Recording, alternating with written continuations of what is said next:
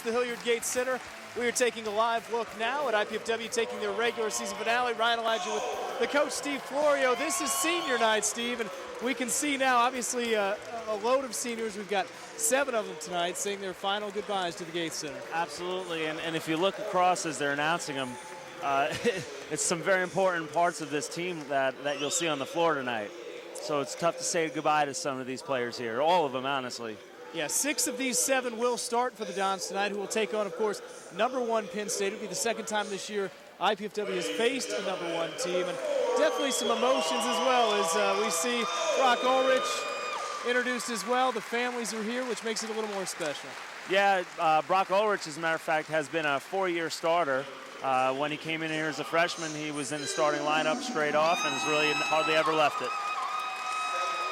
You know, and for any athlete that's been involved in senior night, you want to enjoy the emotion, but it's tough when you get out there. You never see your parents and hug them before a game, and then suddenly a few minutes later, you're out there against the #1 team in the land. Yeah, and the interesting thing with senior night is that, you know, the emotions of senior night could really work for you. It could get your team really hyped up, and I guess the Dons are hoping that's the case tonight, playing the #1 team in the nation, Penn State. They could use some emotional and energetic play. A lot of teams, be it high school level or college, will try and schedule that patsy for homecoming or senior night. That is anything but the case tonight. No. So hopefully they can just ride on the positive energy that's coming from all these senior night announcements.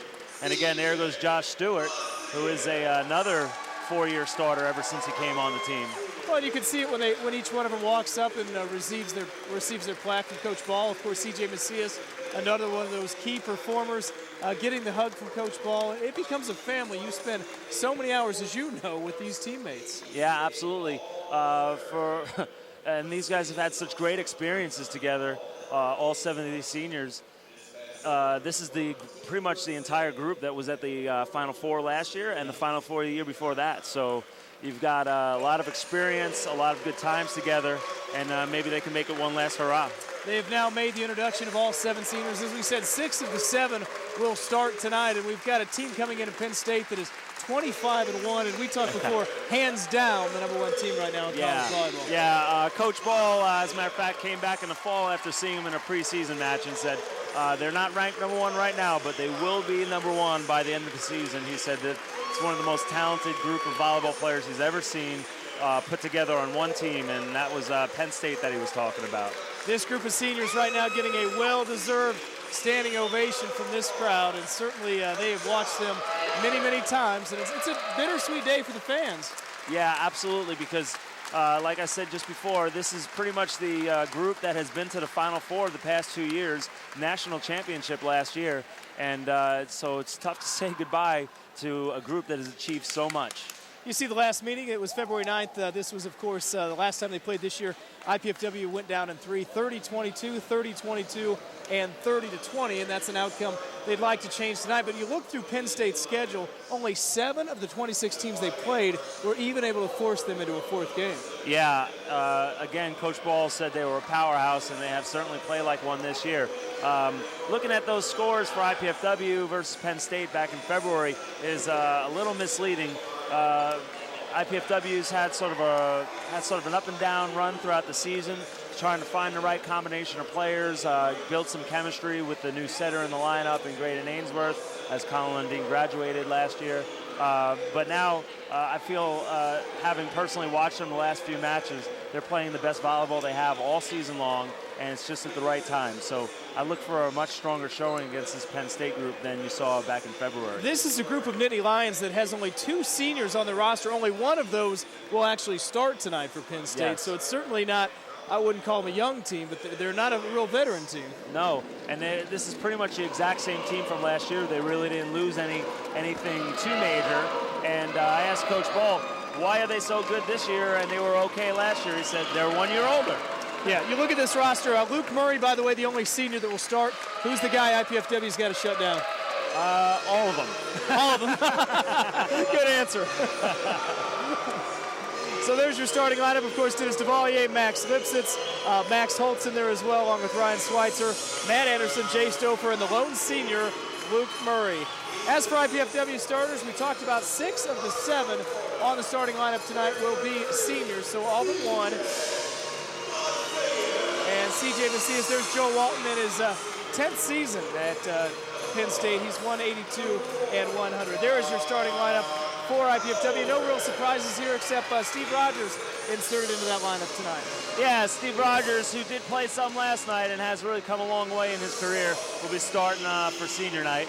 Coach Arnie Ball, of course, always enjoys every game. What do you do for these emotions? Do you let him go? Do you try and rein him in, or you just want to have him go out there and leave on a good note? I would say against a team like Penn State, I don't think any extra emotion can hurt. So there's a lot of energy in the gym right now, and I think it could only benefit IPFW at the moment. And this is a team that runs high on emotion, so when they're feeling good, they play good. You can already see him bouncing around, though. Great names are throwing his ball out now. Jason Yost. You can see the commitment of these guys. This will be the final time they play, as we talked about, when they start MIVA play. They're going on the road. Yep, this is their last match in the Gates Center for 6 of those 7 there in that starting lineup. Good crowd on hand on this Saturday night to see if IPFW can knock off the #1 team. We talked about the second time they'll play a #1 team. The other time was early in the season when they took on BYU. In fact, the second game of the year, and they took them to 5, or make it 4 games. Yep. Well, you asked me earlier who's the player to stop, and a more serious answer besides all of them. What they want to do is really try and keep the Penn State middles in check early on. That's definitely a strength of Penn State. So they're going to look just to contain both middle hitters. Let's talk keys to the game. What do you see coming in? Well, keys to the match for Penn State. Penn State's got a big, tall blocking team, so they're going to want to start right off the bat by getting some good blocks going. Of course, they're going to want to run their middles, which again is a strength for them, so they're going to need to pass well. And if they can jump out to an early lead and quiet this crowd down, that's going to be to their advantage. So those are my 3 keys to the matches for Penn State. Of course, for IPFW, I know #1, stop everybody. Yeah. Beyond that, they're going to want to serve tough, because the tougher IPFW serves, the less opportunity Penn State's going to be able to run those gigantic middles they have. Then they're going to want to be able to bring a good attack back, so they're going to want to pass Penn State serve well. And then lastly, they're going to need to work together and win this one as a team. So they're going to need to work together as their 3rd key to the match. Yeah, when you look over to Penn State, of course, we're in the blue and white. Both teams are in different shades. Just an air of confidence. And a team that's 25-1 will bring that. Steve Rogers will start things off serving for the Dons, one of the 6 seniors on the floor. And Penn State will go outside to the left-handed swing of Ryan Schweitzer, the junior out of Lancaster, PA. Well, right away they don't go to the middles with the first pass, which is usually either you establish your middles first or you go the other way and establish your outside. So first set goes back. Dons go to Yost. Penn State handles it, but they've got some issues now. And that one's long. It'll tie things up at 1. That's a gift for IPFW right there. Good swing by Yost to force him out of system. And Yost, last night and the last few matches, has been the hot hand for IPFW. And the left-hander serves up the jump serve, gets off a nice one. Penn State there, though. And right there to put it away is Matt Anderson. He's the junior from West Seneca, New York. And again, Penn State going away from their middles. Everyone knows how strong Penn State's middles are, so you already have to worry about them straight off before they even do anything. And right away, that gets a single block. Ryan Schweitzer with the jump serve now, handled in the middle. And kind of a running spike there from Brock Ulrich. And we saw that attack last night against St. Francis twice. It's called the slide, and you don't really see that in men's volleyball. You actually hardly ever see that, and that's usually why it works when you run it, because the teams aren't used to defending it. It was effective in that case for the Dons, and Ulrich back to serve now with the jump serve. Gets a good one off. Penn State's not going to get much out of this. Be an opportunity for IPFW. And there's the defense. Boy, you're in good position, but Josh Stewart was met at the net by a pair of Lions. Yeah, and there's the blocking that works so well for Penn State. They had trouble handling the tough serve from Brock Ulrich, but the blocking gets them the ball back. And Matt Anderson, the junior, back for his jump serve. They'll go to Macias, and he will hit off the block for IPFW to tie things up at 3. And that's a good set choice there, as you have the high-flying Macias hitting against Luke Murray, who's only 6 foot tall. So it's a mismatch, and they need to try and find as many mismatches as they can. Stewart, the 6'8 senior, goes away from the jump serve. That's pretty up at the net there by Luke Murray, the one senior on this Penn State roster. And, by doing that, that's another way the setter attack. Now you have to, the left side blocker's got to worry about the setter now if they know he's going to attack, so it draws attention away and splits the block up even more. Saw a few people in the crowd holding up Luke Murray's sign, so he's got his fan club here as well, all the way from Pennsylvania, but they're not going to like that because it goes long, and we'll give the serve back to IPFW and Graydon Ainsworth. And anytime the Dons can get a free point from Penn State, they need to capitalize. So a good tough serve here is in order. Ainsworth with a floater. It's going to go outside, and we've seen the left-hander come through, and that is Ryan Schweitzer again. And, what a great middle attack does for you is it bunches the block in the middle. You have to worry first about the middle attack, and then when you don't set the middle, the blockers have to chase, and that's what you saw there. They're so worried about the middle attack that they have to worry. They're getting to the outside a little late. The Dons go to Macias. One nice break. If you see number 14 for Penn State, he is an absolute giant in the middle. At 6'10", I'd have to think one of the bigger players in college volleyball. Yeah, and he's not only one of the bigger players in college volleyball, he's one of the best players in college volleyball, and Matt Anderson. Luckily, he is in the back row as Macias serves up his jump serve. And that's hard to do. He goes over the head of the 6'10 senior, or make it what year is he? 6'10 junior. 6'5 now, Penn State in control. They've got the serve as well.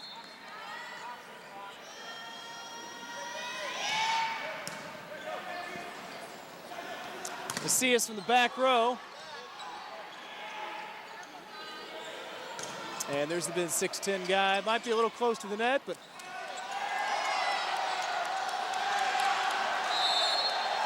a pretty good rally point. How important is momentum in a game like this when you're taking on a team that you want to set the tone early? Oh, huge, especially against the #1 team in the nation. Momentum is huge.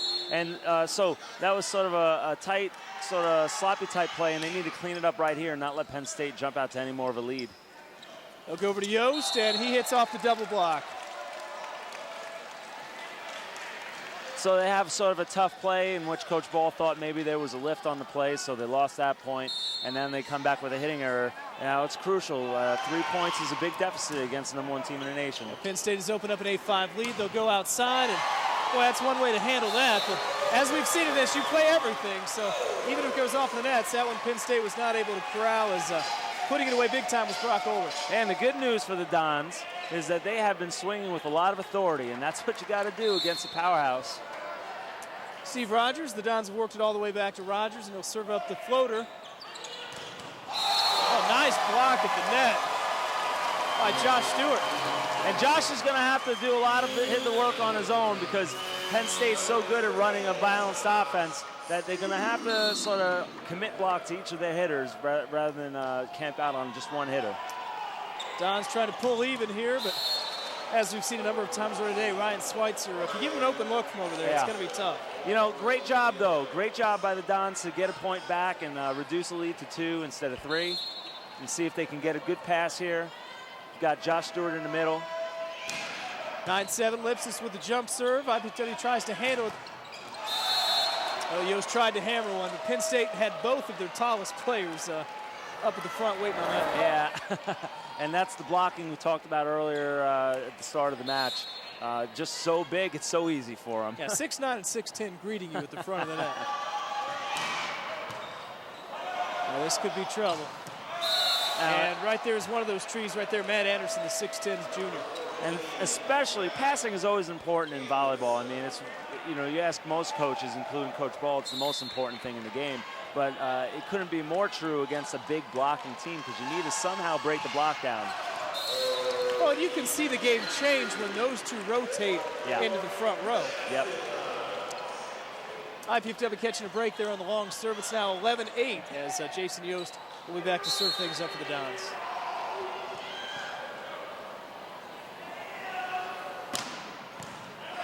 So far, both teams serving pretty well. Yeah. Yeah, both teams serving really well. Penn State's passing is just a little sharper at the moment. But the Dons, in the last few matches, again, in my opinion, I think their passing has been quite excellent. And so I think they should be able to keep working to get the ball back here. Tough net serve for the Dons. They try and handle it. They'll get Macias from the back row. And he catches the back line. What That's an not important an easy kill. shot. No, what an important kill. Not a good pass, an emergency type play, what we call out of system. Macias had the triple block in front of him, and he's still able to score the point. They're going to need to do a few more of those. Ulrich gets off a good jump serve. Penn State, though, goes outside. And that one catching the line as well off the right hand of Matt Anderson. Some of the Dons in the crowd didn't like that one too much. And that's a similar play as we saw a few rotations ago. The middle goes up for what's called a 31. Our middle has to jump. IPFW's middle has to jump with him, leaving a single block for the outside hitter, and he takes it cross court. Anderson, the 6'10 junior, gets another one off the net. That's 2 in a row for Penn State. And right up at the front off the serve is John Stewart. The Dons are playing real tough volleyball right now. That was a great pass by Plisky. Good angle off the hands by Stewart. And Stewart back to serve now with the Dons down 13-10. And that one goes long. Well, when they get a big point like that, they want to capitalize. Josh Stewart doesn't exactly have an ace type serve, so he wants to work to keep it in and let his team try and get another point. Yeah, keep it in play, let it go. Penn State now on the other end up 14-10. Talk about that passing error. And certainly Schweitzer's found his favorite spot. It's in the right corner over there as Penn State opens up a quick 15-10 lead. Now you're talking about time to answer the run. We're going to get a quick break in the action here. Penn State leading at 15-10, and we've talked about little game of runs, and getting down 5 is tough, but now is when you got to answer it right away. Yeah, absolutely. And the one change that needs to be made is they need to sharpen their serve receive. Let's take a minute to thank today's game sponsor. That is 816 Pint and Slice. They are located at 816 South Calhoun Street here in Fort Wayne for some fine pizza and drinks. It is 816 Pint and Slice. Well, as I was saying, it's the serve receive really that is making a difference in this match. I think both teams are swinging really well. Penn State's hitting 615. IPFW is hitting 250. 250 is all right.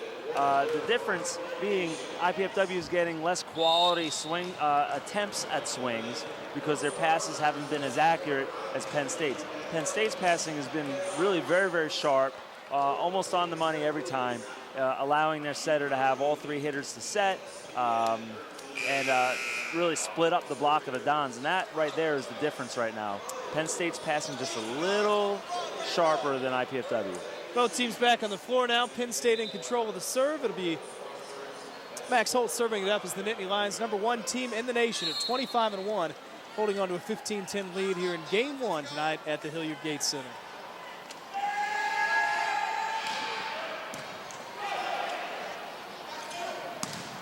And Macias this time met in the middle. That is not the big trees in the middle, but still Matt Lipsitz, the 6'7 sophomore. And we talked about which team beat this team, and it was George Mason early in the season, the only team on their schedule out of 26 opponents able to knock them off. Yeah, it just goes to show how hard it is to go undefeated. That one goes into the nets, and the Dons will reclaim the serve. They're down 16-11 here in the opener here at the Gates Center. And back to serve will be Braden Ainsworth, the big 6'8 senior. And incidentally, that'll probably be the matchup in the EIVA finals will be Mason versus Penn State probably. And on the service error, it'll go back to Penn State where Jay Stauffer, the junior from Columbia, Pennsylvania, will serve things up for the Lions. Leading 17-11 here in Game 1. Dons will go over to Yost. He's got the big left-hander. And boy, you talked about that defense, and it certainly shows. Yeah, they don't even have to play defense. They're such a big, good blocking team. That was a good set, and it was pretty much a single block. There was a hole in that block, but Yost just couldn't put it through. Dons handle the serve. Looks like they will go this time to Rogers on the inside. Trying to get Macias set up. They do. And once again, 3 Nittany Lions. 2 of them got a hand on the ball as Penn State opens up an 18-11 lead. And that is, from what I can tell from the statistics, they're counting that as Penn State's 6th block. Well, they've had back-to-back now as IPFW trying to get one past that big front line. They'll go to Yost. And he had two guys greeting him, but he hits right through it, or IPFW stops that streak and makes it 19-12. You know, one thing you can do when you have a huge blocking team is what we would call using the block or tooling the block. And instead of trying to put the ball on the ground on the other side, try and hit it off the hands of the block and out of bounds. C.J. Macias, the outside hitter, gets off a great serve, and that's going to go down as an ace.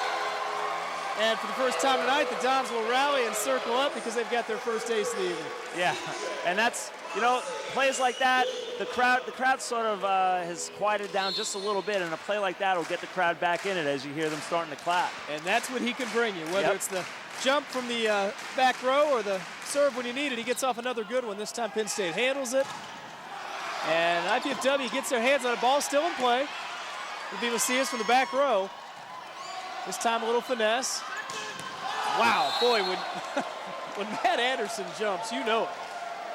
That was a really nice play set. That was a back row attack, what we call a pipe. The Dons had to jump with the middles because they were in system. It was a great choice by Luke Murray. Jay Stauffer serves it up for the Dons, down 20-13 here in game one. And Yost able to handle it, but it looks like we caught the antenna. Artie Ball is going to get a timeout with a score 21-13 here in game number one as IPFW battling the number one team in the land. We're going to go to break. 21-13 is our score. Game one. We'll be right back with more action from the Gay Center.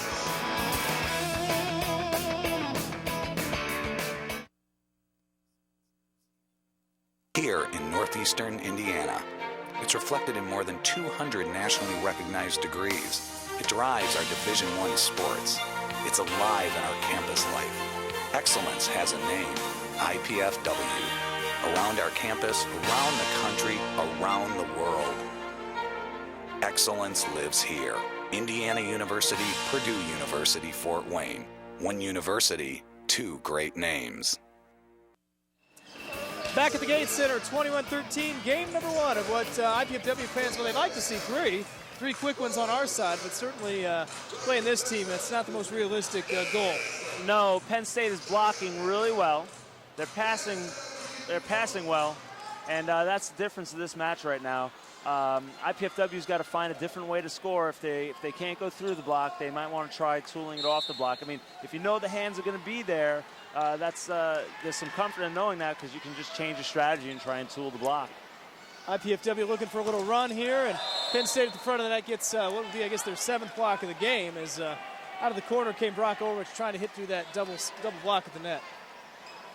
22-13, Nittany Lions in control of the serve and game number one.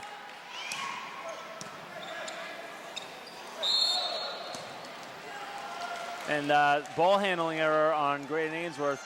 Not really his fault, though. The pass was an overpass. He had to just do what he could to save it. He's back row, which means he's not even allowed to reach over the net, so he had to try and get that ball before it crossed the net. Dons will set up Rogers, and the senior puts it away up front. 23-14. We talked about that intensity, and boy, it goes quick, but it's easy to do against a team like this. Yeah, absolutely.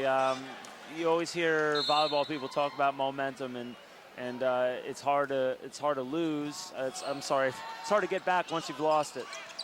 A good play up at the net from Ulrich. And Ulrich is going to get credit as well as the Dons take control at 23-15 now. Back to serve, will get the floater off the hand of Steve Rogers. That's called high hands, hitting high hands when you got a big block and you swing, and almost that swing might go out of bounds but they'll hit the top of the hands and go deep. Oh! Now this time they get the big 6'10" player right at the net. That is Josh Stewart, and that was pretty much a single block. Oh, man. That'll get the crowd back in it right there. That's about as hard a block as you're going to see at a men's volleyball match. Yeah, I was watching the Penn State fan who brought like 30 different signs, and he didn't have one for that. No, there's nothing to hold up for that one. I guess facial, and you don't have one of those. 23-16 as Penn State tries to get the serve back. And they're going to get it done. We've seen that a lot out of that same corner from Ryan Schweitzer. Yeah, that's a lefty hitting out of the right side, and he's doing a nice job of catching the blocker chasing. The blocker for IPFW jumps, drifts past to the blocker's left, and then Schweitzer just hits it to the blocker's right as he drifts past him on the cross court. A couple substitutions. Mike Marici out of the game as is Rogers, and back in is Matt Plisky for the Dons, down 24-16, and there's one of those errors right there, and Penn State will rarely not take advantage of that. IPFW still in control. That's going to be Macias out of the back row. And right in our lap, actually.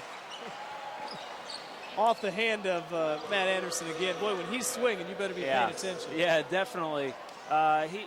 He's all the Nittany Lions right now doing a great job of finding the hole in the block, and there's all just because they're passing so well, and you have to respect the middles.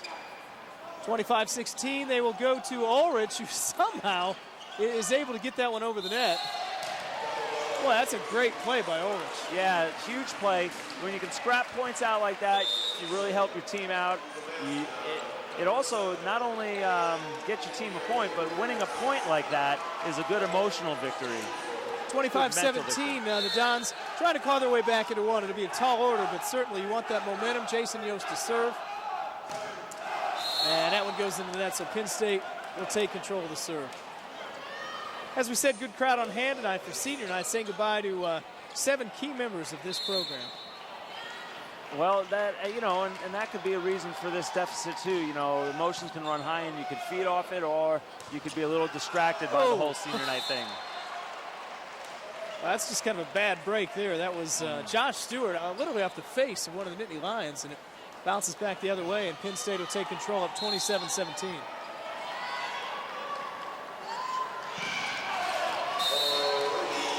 That was a missile off the hands of Ryan Schweitzer, a little bit long, so IPFW down 27-18.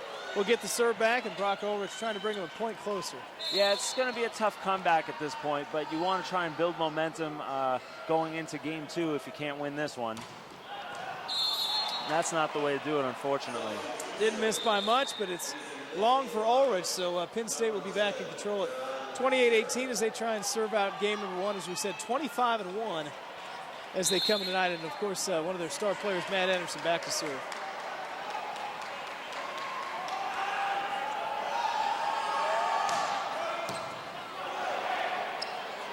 They'll go to Macias, and he caught it off the top finger of one of the Nittany Lions. So 28-19, back to serve will be the Dons. Couple substitutions for the first time tonight. We'll see Daryl Shank into the game as he checks in, replacing Stewart. And Daryl Shank's going in. He's got a nice jump serve, and so it's going to replace the jump float of Josh Stewart. Almost like the DH in baseball. You're the specialty. You come in here and you're supposed to get it in and serve it well, right? Yeah, we'll see what he does.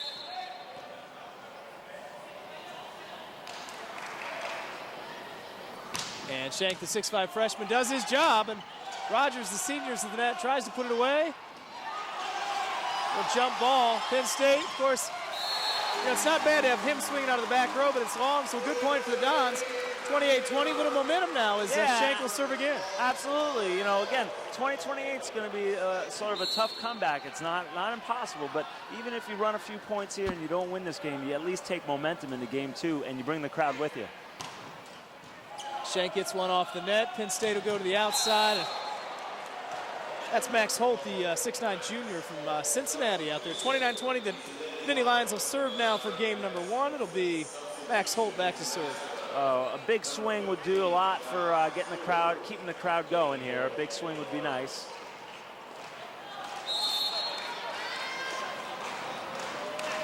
Holt, the middle hitter, will serve up the jump serve. IPFW handles it well. And the pass will go to Yost. And it's a little bit wide. So the first game goes into the column of the #1 team in college volleyball. 30-20, Penn State wins game number 1. We'll take a break. Come back with game number 2 as the teams switch bench. You're watching live access here from College Access. Get the inside set on the hard-hitting, high-flying IPFW men's volleyball program each Thursday, Friday, and Saturday on College Access Television. Coach Arnie Ball and Coach Mark Franke bring you scores and highlights, talk about the matches, the competition, and introduce you to a player or special guest. It's the Arnie Ball Show, Thursdays at 7:30 p.m., Fridays at 6:30 p.m., and Saturdays at noon on College Access Television. I've I've gone away to a college where the class size is small. I've gone away to a college with a beautiful campus. I've gone away to a college that cares about diversity. I've gone away to a college where I get to live in my own apartment instead of living in a dorm room. I've gone away to a college that really isn't that far away at all. I go to IPFW. IPFW. I go to IPFW. To find out more about college life at IPFW, go to our website. Indiana University, Purdue University, Fort Wayne. One university, two great names. Coming up this month on IPFW Up Close, it's never too late to go to IPFW. We'll find out about a series of workshops designed specifically for adult students who want to go to college. Would you like a little comedy in your life? We'll have details of a special trip to Chicago to see one of Shakespeare's best comedies this summer. And we'll talk with an IPFW professor about her latest book on America. I hope you'll join me, Susan Alderman, for IPFW Up Close, Sundays at noon on College Access TV.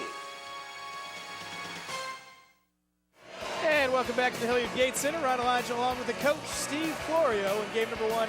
Into the column of Penn State, Nittany Lions, 30-20.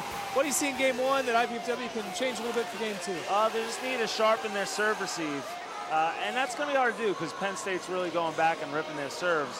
But IPFW is capable of it. They're a real talented bunch, senior laden, and used to handling tough serves. So if they can pass just a little more on target, a little more accurate, they're going to get better swings off the ball and split up that gigantic Penn State block. This is a game that speaks well to the Fort Wayne community support. We'll talk about that in a second as we look at the match update right now. Penn State leading in kills and hitting percentage as well, along with blocks and digs. Yeah, and IPFW is hitting 0, which obviously you don't have to be a volleyball person to know that 0 is not good. Yeah. But it's linked directly to the 7 blocks that you see on the Penn State side, because every time you get blocked, it counts as a hitting error. It doesn't count as just a swing. If you get blocked, it counts as a hitting error, and that hurts your hitting percentage. So better passing will help break down and split up that gigantic Penn State block and thus improve IPFW's hitting percentage. And the Dons huddling up here. They will start with the same lineup they went with game number 1, as they'll try and pull out a game 2 here and even things up at 1 against Penn State. It looks like we're going to see setter change, though, in IPFW. As I look out now, I don't see Graydon Ainsworth. I do see Dan McNerney, and he, again, he's been doing some setting this season, so I'm guessing that's going to be the guy. You are correct. So a little bit of shift for the Dons here as they start game number 2. Arnie Ball on the other side. Of course, the teams switch benches in volleyball. I've never seen that take place. We've got also, I think Oliver Cook is going to take the place of Steve Rogers in the lineup as a middle hitter for IPFW. And back to serve to start game number 2 is Jay Stauffer from Penn State. And he'll have to do it in front of all the IPFW faithful. The Don's in trouble on this one.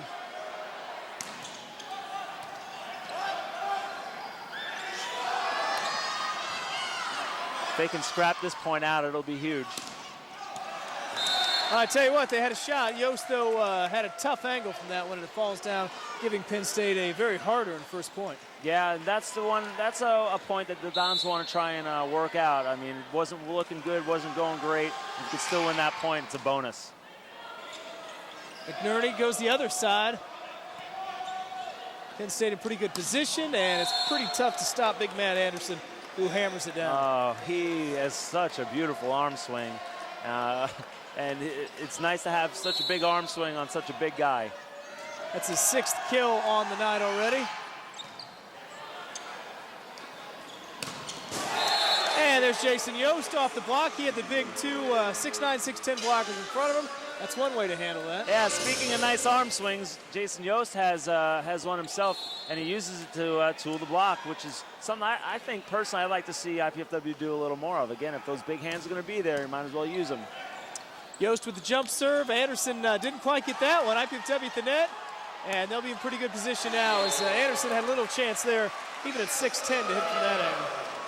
So that won't be recorded as a block, but because it has to hit the ground for it to count as a block statistically, but that was the key to that play, was a good block by Stewart. Yost on the jump serve, and we're going to get an ace there.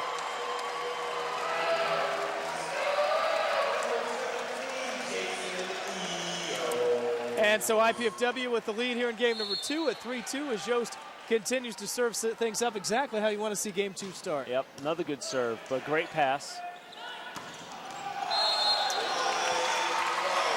Anderson misses it long. And that's Anderson's second hitting error in the last three plays. So that's definitely a break for IPFW when he starts missing, and they need to take advantage. Game number 2 starting in good order for the Dons, and they're not in bad shape here, but as quickly as we say that, Max Lipsitz hammers one home. But nice job of the Dons taking a lead, getting the 4-3 lead, and if they can get this ball back, they can maybe hold for another point, and just 1 point at a time, they want to try and stretch the lead out. Lipsitz with the jump serve, and it's going to go right in the net, so right back to IPFW we go. It'll be to Brock Olich. Well, Penn State played about as perfect as you can play in game 1, so it's for the Dons, it's nice to see Penn State coming back down to earth just a little bit. 5-3, Ulrich on the jump serve, and boy, it's like catching it off the end of the bat there. Didn't quite get that one solid, and back to Penn State it goes. Yeah, he threw his toss out just a little too far ahead of him. He couldn't quite catch up with it. It is amazing how effortlessly these players make that jump serve look. Yeah, it's not an easy skill. And Stewart hits that one long, so just like that, we're back tied at 5. And that's all right. I mean, you got to expect a certain amount of hitting errors, and they could still get this ball back here and take the lead again. Brian Schweitzer back with the jump serve for the Nittany Lions, and I guess we wouldn't call that a jump serve. McNerney, and this time Stewart's able to get it past the front line. And that's a nice job of McNerney going back to Josh Stewart, giving him a chance to redeem himself off the hitting error. That's a philosophy that some coaches have is, hey, if your player gets blocked or makes a hitting error, go back to him, let him redeem himself. Oliver Cook in the game for IPFW now, up in the front row, and he'll get called into action right away. McNerney tries to block Anderson, but not happening on that one. And again, the middle blockers of IPFW having to respect the middle hitters of Penn State, giving Anderson the advantage with the one-on-one situation. He's been really painting that line with a lot of power. And he's got a pretty good jump serve as well with the right hand. Cook with his first action, and right back, the big swing off the hand of Max Holt. 7-6 Penn State now as Anderson continues to serve. Another thing that Dons can do is try and hit what we call angles, hit angles. And so instead of swinging straight through, hit on an angle. That way when it hits the block, it deflects wide rather than into the middle of the court. We've got an injury right now. Yeah, Mark Pavlik out to talk to his team now. Take advantage of that as Max Holt, who had that big swing a couple plays ago, may have opened up something on his hand. So the Penn State medical staff will work on him, and he will come right back to the game. Mark Pavlik, by the way, in his 14th season.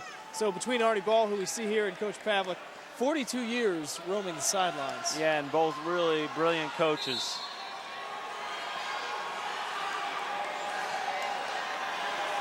And Anderson serving in front of about 15 IPFW fans, but he handles it well. IPFW in control of this one, though. And there's C.J. Macias. You know, I really have to tip my hat to the crowd right now. It's early in game 2. It's sort of like a slow part of the game, and they're in the match right now. And it'll be great for the Dons if the crowd can just stay in the match the whole way. Well, we talked about support. This is a team that's 12-13, and you wouldn't know it by the crowd support out here. You know, they love this team. They know what a talented program it is, especially coming off the national championship game last year. Yeah, and there's a back row attacking error by Penn State. If you're a back row player, you have to jump from behind the line on the floor, which is called a 3-meter line or the attack line. And what we saw is Penn State step on the line, which you're not allowed to do if you're a back row player. McNerney with a little floating serve, and it was pretty effective as Penn State didn't get much on it. And this time we talk about that back row, and right there it is. Schweitzer trying to hit out of the back row, and it didn't work. IPFW's opened up a 9-7 lead. Yep. It's a little tougher serving by IPFW. We've seen an ace already. We just saw that was a good, tough float serve, which forced a bad pass, and they're breaking Penn State down just little by little. They don't need to worry about big runs here, just point at a time. And this time McNerney's floater is a little bit too long as Penn State will take control of the serve again, and that's Max Holt, who was just doctored up by the medical crew. Looks like he's all ready to go. And if you're going to serve tough, you've got to expect a certain amount of errors. And so it's acceptable. I take that back. I guess he's not ready to go. Coach Mark Pavlik saying, let's do that after he serves, but yeah, he's telling her I was taking him out after he served anyway. I guess the thinking is to keep the blood off the volleyball. Yeah, because he's still going to serve and play. I mean, so I don't quite understand Mark Pavlik's argument there. I mean, it's not like he's going to serve and run off the floor. He's going to serve and be a part of this rally, and maybe the next one if they hold. Well, despite that, he gets off a booming serve. IPFW trying to handle it. It'll be Macias out of the back row. Penn State handles it. And they'll go to their big hitter. That's Max Lipsitz. Well, CJ did a nice job of trying to hit an off-speed shot there over the triple block and catch Penn State off guard, but they still managed to get their fingers on it, and they tie it up. 9-all game number 2 as Holt continues to serve. Oh, that thing was blistering. Well, back-to-back errors. IPFW got it right back, but Penn State is able to, of course, it's hard to call that an error when it's coming that hard. Yeah. Going to get a break in the action here. 10-9 is our score. For the first time, Penn State has vaulted ahead here as we head to break with Arnie Ball's team down 1 in game number 2. We'll be right back.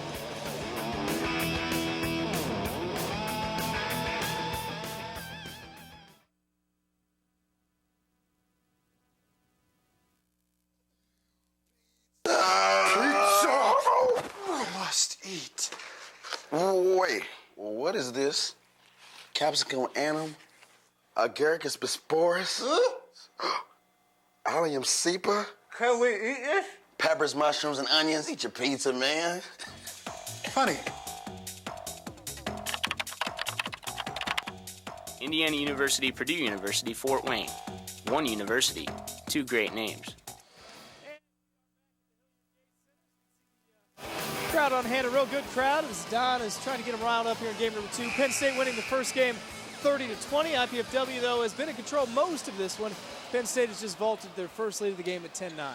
And it's a good timeout by Coach Ball. You know, the crowd's in it.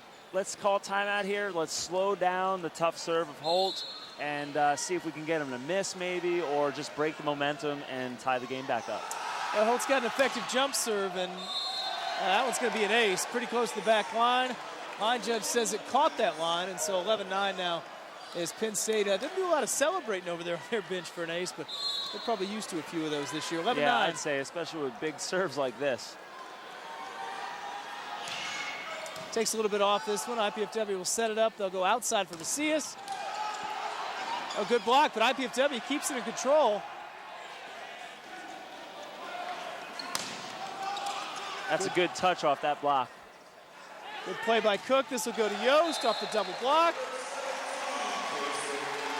And they'll give it to Yost, so 11-10 back to IPFW. Well, that's a good hit through a double block. Yeah, you know, and IPFW gave up a free ball there, and almost, especially for Penn State, that's almost an automatic kill, but Oliver Cook did a good job of getting his hands on that attack, slowing it down, and letting IPFW swing back. You see this good jump serve, though. Penn State able to control it, and they get it into the hands of Lipsis, who puts it away. So sometimes even with a solid jump serve, comes right back at you. Yeah, and Penn State has been really passing so well. That's, again, I've said it before, it's one of the differences right now in this match, but slowly IPFW is breaking them down. 12-10, McNerney going back. They'll go back row to Macias.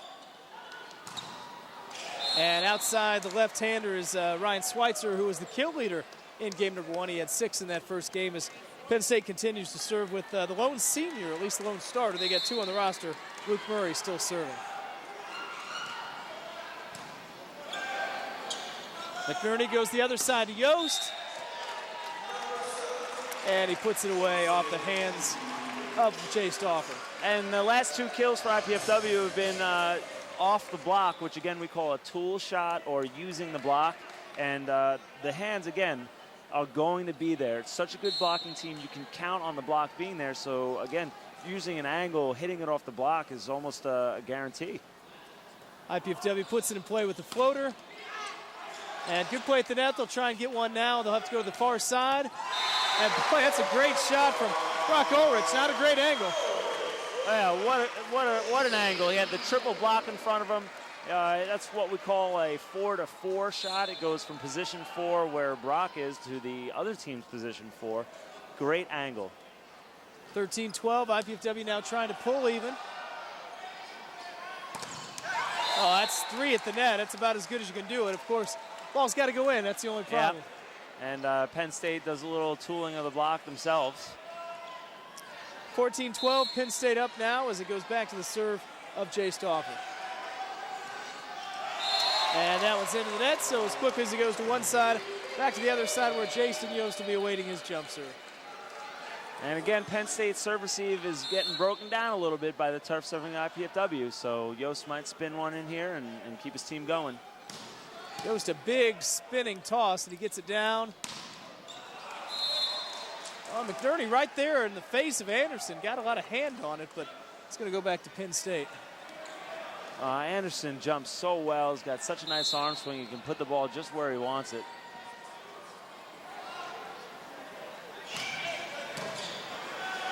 Another good pass by IPFW. McNerney to Macias out of the back row, and I don't think they're going to be able to get that one as it goes into the second row.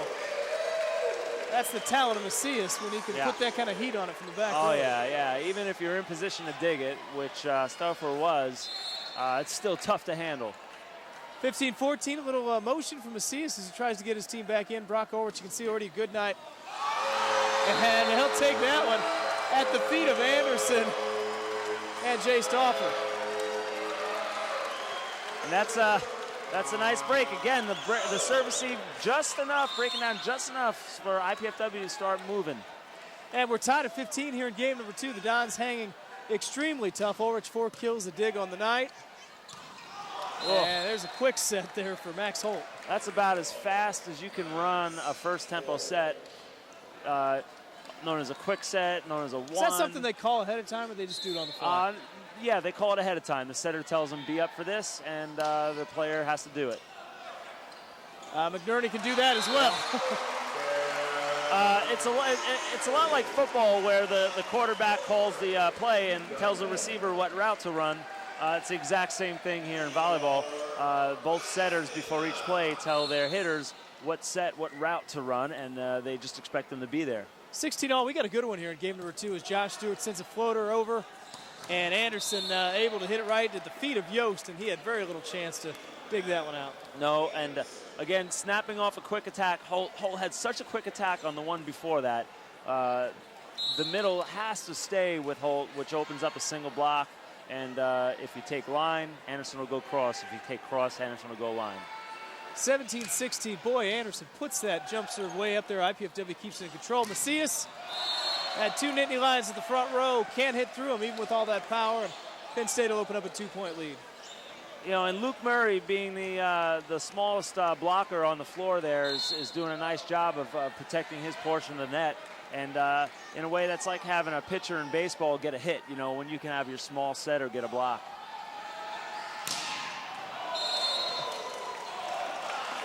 The line judge just ducked on that one. I don't blame him. I would like to see the speedometer clocked on Matt Anderson's jump serve there. 18-17, though. It was wide as I think they checked the dent in the floor on that one.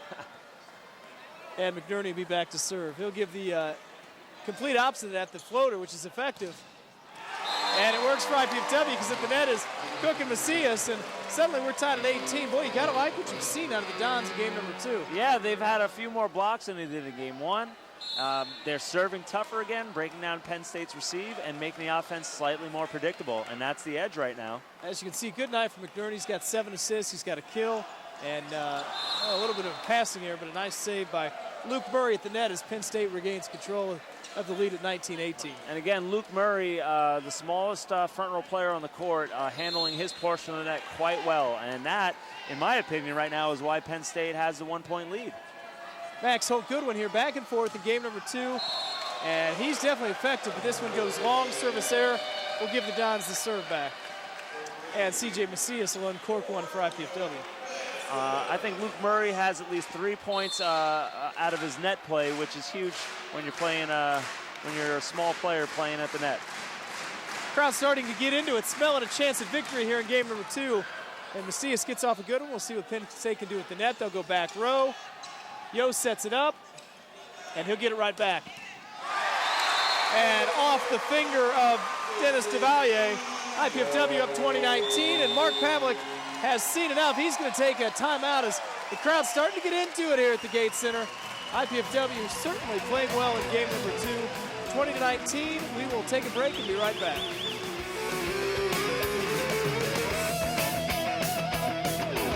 Mom, Dad, you know we love kids, and I've made a decision that will totally change my life. Cameron's too. It's a huge responsibility, leading someone into, who knows, communication or science or math.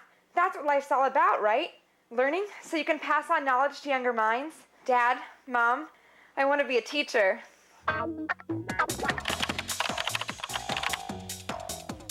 Indiana University, Purdue University, Fort Wayne. One university, two great names. 2019, we take a replay of the last point here. And Yost, look at the good job. He puts it up, gets it right back. Great set from McNerney. And he swings down the line. And Yost's arm swing is really tough to read. I found all season a lot of players have trouble reading his arm swing. I'm having trouble concentrating right now.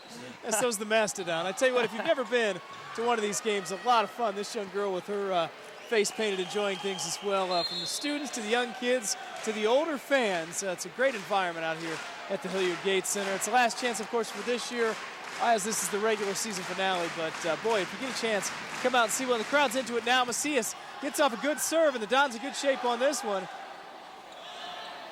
Anderson can't do much there. They'll go to Ulrich. Tough angle, puts it away. That'll be Anderson out of the back row, and he puts it in the net. IPFW is now opened up a 21-19 lead. Oh, the serving right now is the difference. Luke Murray made a nice play at the net, just tapping it in a block, knowing that he would get it back and be able to reset his offense. But Ulrich hits another nice angle. Angles right now is a smart volleyball, hitting down the line, hitting angles.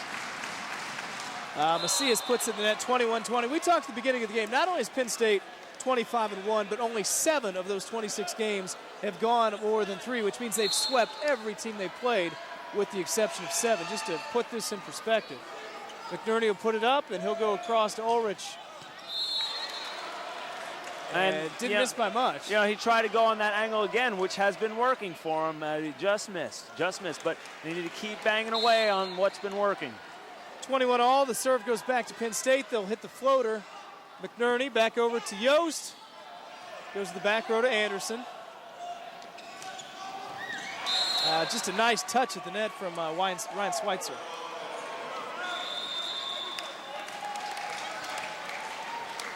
And we're going to get a break in the action here. 22-21. IPFW trying to get back in control. We'll take a quick break, have more of game number 2 when we come back. 22-21. IPFW, you see Arnie Ball talking to McNerney. Yeah. What do you address there? Obviously, he's looks like you're having a kind of a fun moment there. Well, I can't be quite sure what Coach is saying to Dick McNerney.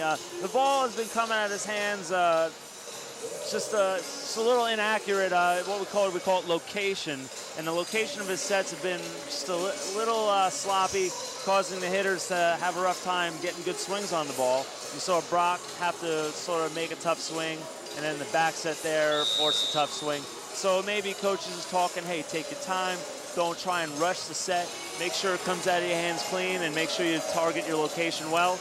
That's what my guess would be. Because it's not about set choice. I really think McNerney's been making some good set choices and getting it to the right hitters at the right times. There's our sign man right there. He's got one for everything. Do you see? He's got them stacked up there. Those are Penn State fans, and they certainly, boy, you got to be a fan of this team. I think you would travel to see them play. They're fun to watch. This is sort of a special season for Penn State, but I like the timeout by Coach Ball. Don't let Penn State open up any more of a lead than a 1-point lead. Try and get the ball back right away. McNerney to Yost. Hits into the double block. They stay in control, though, do the Dons. Another block. Cook puts it back up, and they'll go to Yost again. All right, just a tough angle there when you've got 2 blockers at the front of the net. Yeah, that set was just a little low and a little inside, and when you're a hitter and you get a little low, a little inside set, you're limited on where you can put the ball. The block knows it, and they step in on it. Luke Murray, big game already, 22 assists. Big point for the Dons, down 23-21. They'll go to Yost. And this time he is able to hit through that double block.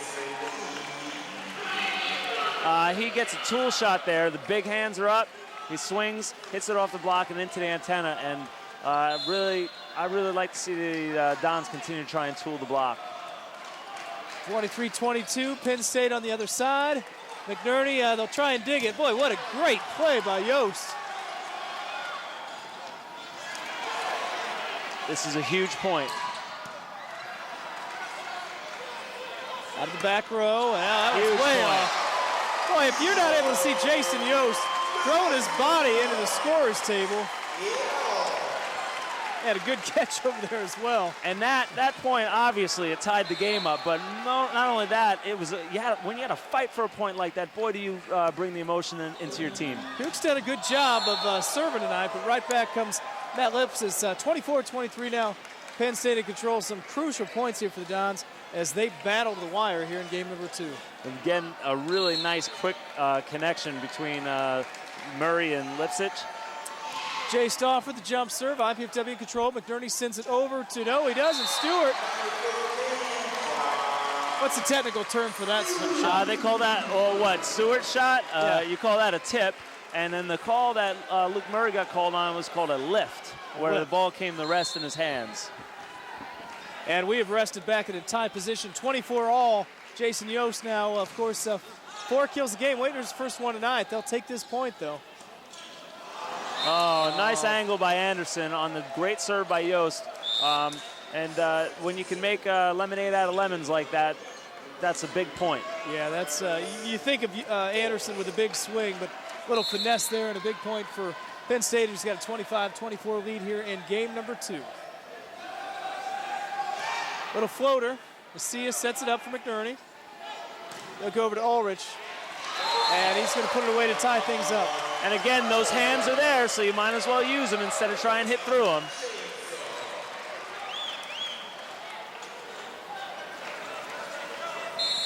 Ulrich back to serve now with the game tied at 25. Each game, when you get this close to 30, or each point, we should say, extremely important.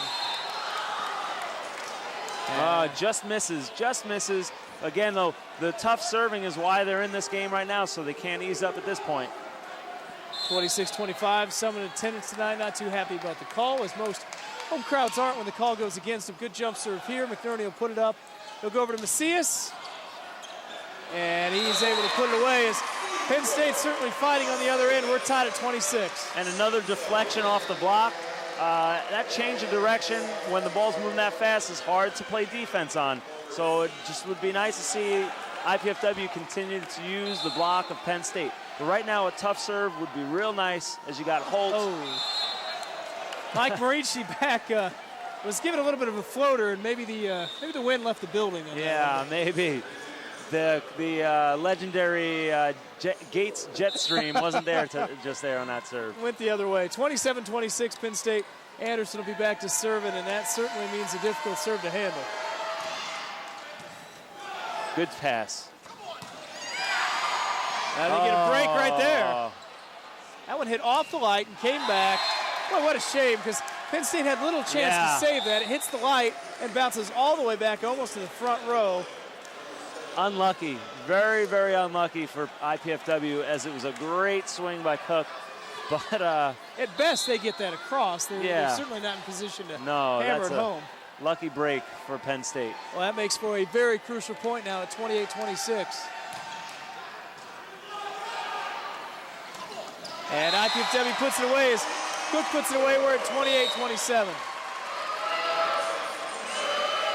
Well, now you're in a position you just got to steal one here. Yeah, absolutely. You've got Holt lurking over there on the right side. I look for Holt to get the swing on this ball, and if they don't go to Holt, look for Anderson to come flying out of the back row here. Dan McNerney, one of the many seniors on this Dons team, trying to tie it up for his team. He'll go with a floater serve. It's been effective tonight. And no such luck for the Dons back there. 29-27, Penn State will now serve for the game, and they'll get one of their best servers back there to do it in Max Holt.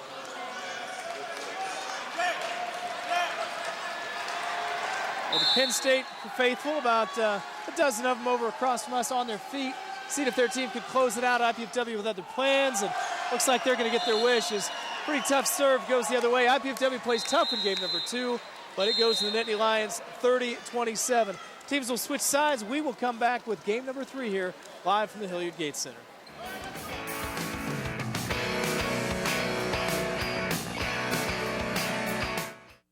I guess I'm like most kids. I work hard, I go to class, and I want a degree that's going to mean something. I had offers from other universities, but I wanted the best out of my college choice. I wanted a great education and the campus life to go with it. Student housing, Division I sports, I found it all right here at IPFW. Hey, this is my university, my life, so it's got to feel right. I'm really glad I chose IPFW. I love it here. Go to their website. Indiana University, Purdue University, Fort Wayne. One university, two great names. What do triglycerides or trigs have to do to get noticed?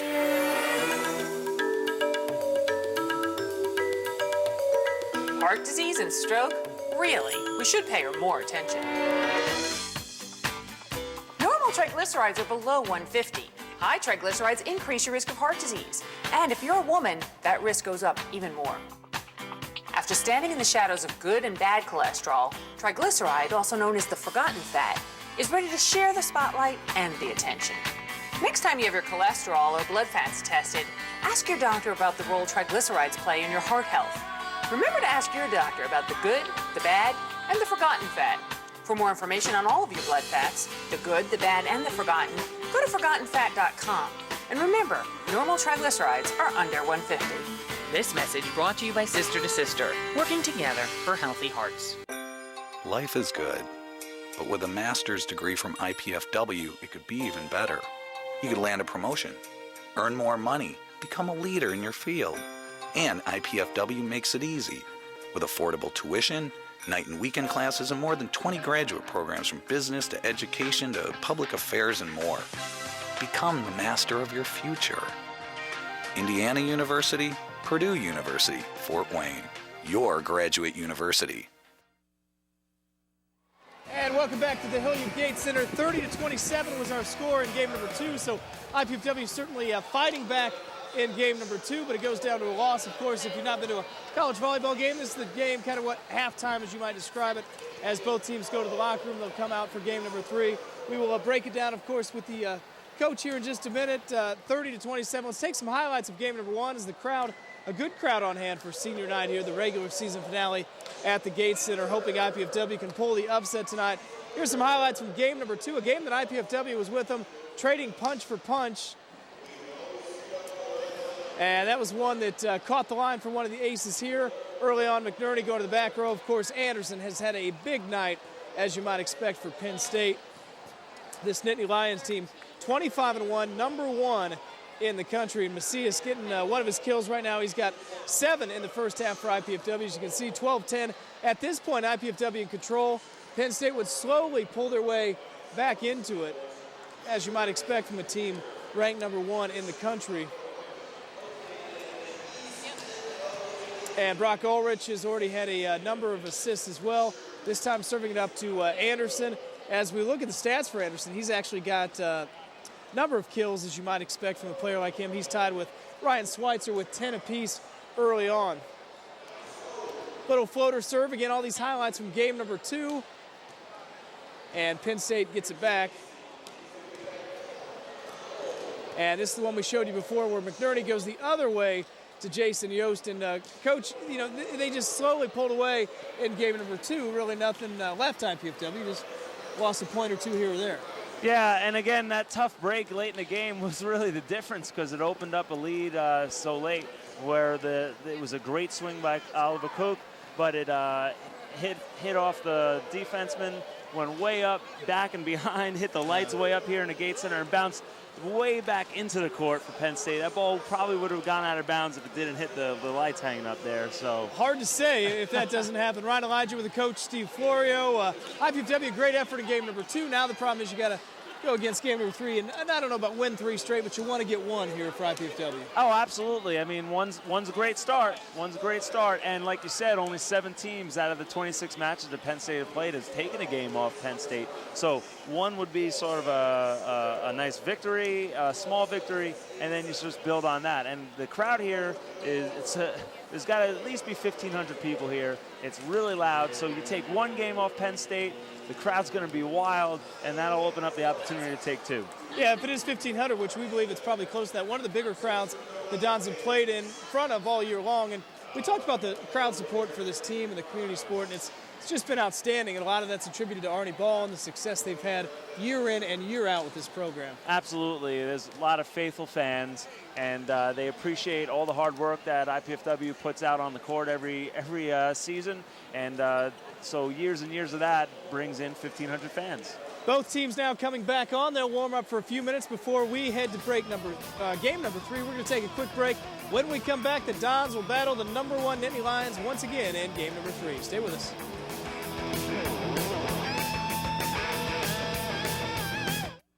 That boat was all right. You know, if she continues to spill product at a rate of 3 per hour, unit cost, say 60 cents. Factor in breakage, downtime, lost sales, you're looking at $2,400 a month.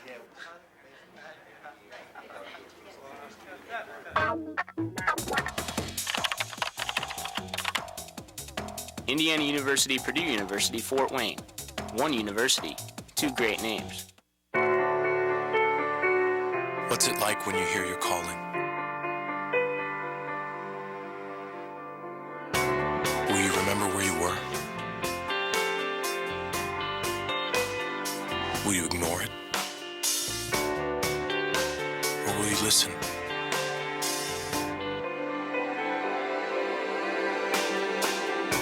What if it calls you to go halfway around the world? To share your skills? To serve people you've never met? To do things you never thought you could? What will you do when you hear your calling?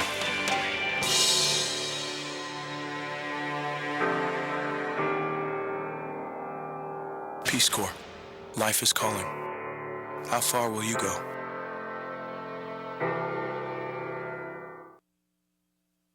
And welcome back to the Gates Center. Before we get to game number 3, a special guest, of course. Remember last year we went to the national championship game, and Senator Colin Lundeen here to join us. And you've just been overseas. You were playing in Cyprus. Give us a quick recap how that went. I had a good first season in Cyprus. Things went well. Unfortunately, come playoff time, our team didn't do quite as well as we had hoped. So looks like I'll probably be going back next year, maybe to Cyprus, maybe somewhere else. Good to be back in the Gates Center, I'm sure, for you tonight. Talk about this team, what you've seen, and emotions of coming back on a night like this. For me, it's a great feeling to be back here, to see the guys, to show some support, but it is tough to be up there in the stands, not to be able to do anything about it. You've never had that experience before. No, it's difficult, but the guys are, from what I've seen in this last game, they're stepping up their game. They're ready to play. This is a great Penn State team. They're number 1. If you're Coach Ball, you're 12-13. Obviously not where you want to be. What do you tell your team moving forward? I'd build off that last game. The guys were in it. Few plays had changed. The game changes. So I think, just tell them, keep it going, stay focused, and they're going to be in this. When you go across to play in Cyprus, what do you hear about IPFW? I mean, obviously, they know of the UCLAs, and last year is paramount to show that IPFW is right there as well. Mm-hmm. Yeah, no, IPFW is definitely building a name for itself. One of the other guys was actually an alumni. One of the guys in Cyprus was an alumni from IPFW. So I had people asking me for IPFW gear over there. So it was great. Wouldn't that be something, walking around Cyprus and there's a Don's volleyball shirt? Exactly. Well, Colin, thanks for joining us. Enjoy as best you can. I know it's hard to sit in the stands and cheer these teams on. It's great to see you again. Thank you very much. And that's Colin Lundeen, of course, the setter from last year's national championship runner-up team. And certainly it just kind of shows the family environment here with IPFW volleyball. Let's look at the match update. Penn State leading the way in kills, 31-24. Hitting percentage, we talked about IPFW being at 0. Well, they're up now to 129. I think as we bring in Coach Steve Florio, a big part of that would be the fact that not nearly as many blocks in game number 2, and the digs and the blocks as well. And Coach, we talked about, it was great to visit with Colin Lundeen, and it really shows the commitment to this volleyball program. Yeah, and Colin was such a great player for IPFW, and all these seniors on this team were close friends of his, so it's nice for him to come back. And, the alumni network of IPFW is really, really strong, and part of that has to do with the success of the team, but also part of that has to do with how hard they work, and the length of the season really just bonds them together real closely. What would last year's national championship run do to, as we take a look at the kill leaders, Schweitzer and Anderson at 10, Macias, the usual suspect, with 7 for IPFW. What does it do for recruiting and for taking the program to even another step? Oh, yeah. Once you get yourselves on ESPN 2 years in a row, guys want to be a part of that, Yeah. They see the success that the team has, and they look and go, this is a team I'd like to play for. I'd like to be on ESPN. I'd like to be winning. And sure. And that's one of the reasons Penn State is successful year in, year out, is they're always in the Final Four every single year. And if you want to be in the Final Four, you're almost guaranteed it if you go to Penn State. Game number 3 underway now as we start with IPFW serving. It's going to be Brock Ulrich. IPFW, real solid game in game number 2. They'll try and start with momentum here in the third game. It'll be Macias out of the back row. Boy, great shot there. And Anderson puts it away. Well, that's a great rally to start the match. I mean, great defense by IPFW and a big swinging by Penn State. So, exciting rally to start the match. Unfortunately for Don's fans, the wrong way on the point. Max Lipsis to serve for Penn State. Coming out of the locker room with a 2-0 lead, and that one goes into the net. Boy, IPFW really gave them all they could handle in game number 2, and a few points here and there, and we could be tied up at 1 as Oliver Cook checks back into the front line. He's played a solid game for the Dons. Stewart back to serve now. He'll give the floater. And putting it away is Max Holt. And that's Holt's 6th kill of the match. And while, you think 6 isn't as impressive as 10 and 11, he is hitting at a very, very high percentage, at least over 800, which is really outstanding. Boy, tough serve to handle there, but IPFW does, and Yost is able to hit right through the block, and they'll get it back. And Dan McNerney will be back to serve for the Dons. Many of these seniors hoping this is not their final game. They want to extend it at least by 1 more tonight. Another tool kill there by Yost. Needs to keep going with that. Well, it didn't miss by much. That's the kind of serve, I guess, if you drop it over, it's awfully tough to handle. Yeah, especially if it hits the tape and trickles over. It's going to cause lots of problems, even if it's not an ace. Anderson is your kill leader tonight. He's got 10 in the first 2 games. He'll be back for the jump serve on this one. Good serve, good pass. Well, textbook handling that, and Macias is able to put it away and get the serve back tied at 3. He will be back to serve as well. That's a great swing by Macias. He had the triple block on him, and he swings for high hands, getting just those fingertips and skipping it deep. And we're going to get our 3rd ace of the night, the 2nd one for Macias. And I tell you one thing maybe Artie Baldy says in the locker room is, hey, last night we were up 2-0, and look what happened. That's right. Never give up. And, this is the Dons team that doesn't ever give up, which is why they've been to the Final Four the last 2 years. Macias with two aces on the night. Now they'll go back, and this time it's, for the first time tonight, they shut down the left-hander, Ryan Schweitzer. And, again, you've got Holt sitting there on the right side. Look for him to come in front of the setter and hit one of those quick attacks that he's been so good at. The connection's been so strong between Murray and Holt. And if they don't go to him, watch Anderson come flying out of the back row. 2nd time in a row, IPFW started the game with a lead. Macias with the Dons up 5-3. And they've still got a shot at this one. Macias gets it right back. McNerney's going to send it the other way. Good play by the Dons. Well, now they've got an opportunity. McNerney will set it up. From the back row comes Macias. And all that work for that. But I tell you what, it's a solid point. Solid point, and, good one for Penn State to work that one out.